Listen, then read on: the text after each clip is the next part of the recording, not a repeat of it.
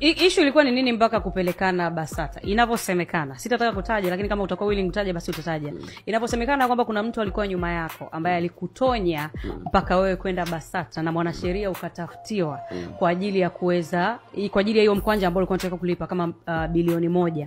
So kuna mtu alikutonya kwamba unatakiwa uende BASATA na mwanasheria ukapewa, na process ilipofika BASATA ndio ikaonekana kwamba kuna vitu vilikuwa havijasainiwa au havijakaa sawa, na ndio maana ikatoka tamko kwamba pesa imesamehewa. Is that true?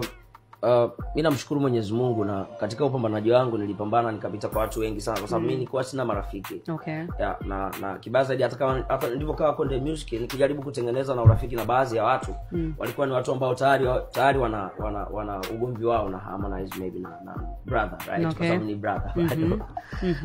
Kwa ilikuwa ni ngumu sana kupata rafiki mpya au kutengeneza mtu ambaye naweza nikakaa naye nikashauriana naye kitu chochote. Kwa ilipotokea niko kwenye wakati mgumu, mimi niliomba msaada popote ambapo naamini hapa naweza nikapata msaada kwa sababu mimi ni kijana wa Tanzania na naamini popote naweza nikapata msaada. So ya nilizunguka sehemu tofauti. Ya kutana na mzee Babu Diamond. Mzee, kwa nini babu? Yeah. Ni babu kwa sababu alizaa baba. I like that. I love that. Yeah. Yeah, lakini kwenye muziki mzee yuko vizuri, anatukanya. So ulikutana naye? Nilikutana naye. Nikamuomba msaada kwa sababu nilikwama na wao ni watu ambao wako, yeye ni mtu ambaye yuko kwenye game muda mrefu, anaweza kujua vitu vingi zaidi. So nikajaribu kushare naye vitu vichache na akanishauri alivyonishauri. So lazima kuongea kila kitu. Kwa namshukuru sana kwa sababu alichokifanya ni kitu kikubwa, kilinipa hope na matumaini ya kusurvive kwenye game zaidi.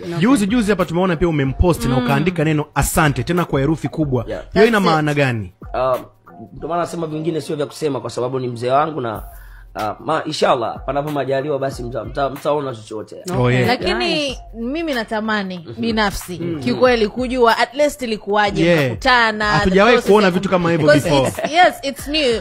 Wakati ile drama inapamba moto mitandaoni, tuliona mpaka alipost akaweka wimbo wako. Yaani tunaona vitu ambavyo hatukuwahi kuviona nyuma. Ilikuwaje mpaka kumpata Diamond Platnumz, na at least nilizungumza nini? So lazima utuambie vya siri. But you know, ushauri wa hapa na pale. Sio ushauri, vingine tuzungumza kuhusu kazi. Sasa naweza nikaongea sana nikaribu. Unajua wazee tena. I like that. Kesho nikakosa shavu, kosa. Acha tunajua tumejiita lawama, kwa lawama sije zikatuangukia tena. Lakini kwa nini mwanzo vitu kama hivyo vilikuwa havionekani? Ni kwa sababu ya lebo ambayo uliokuepo au ni nini? Mimi nadhani ni kwa sababu hiyo, kwa sababu leo ukionekana una urafiki na huyu na ndugu na huyu alafu huyu mtu apendani na huyu unaonekana ni snitch, right?